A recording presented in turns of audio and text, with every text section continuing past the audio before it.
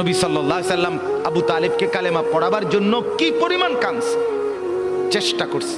শেষ মুহূর্তে বলছে, চাচা চাচা কালেমাটা পড়েন না চাচা। বলছে না, মানুষের কাছে বেইজ্জতি হব, পড়বো না, মানুষ লজ্জা দিবে। আল্লাহ নবী সাল্লাল্লাহু আলাইহি সাল্লাম বলছে, কানে কানে বলেন, আমি কাউকে শোনাবো না, আমি শুধু হাসরের মাঠে বলবো, মৃত্যু পর্যন্ত চাচা ওয়াদা দিলাম জগৎবাসীকে শোনাবো না আপনি ঈমান আনছিলেন, কানে কানে কন। আবু তালেব বলছে না, কানে কানেও বলবো না। এবার নবী বলে চোখের পানি ফেলতে ফেলতে, চাচা এমনও কইতেন না তো, ঠিক আছে চাচা আমি কালেমাটা পড়ি, আপনি শুধু ঠোঁটটা নাড়েন,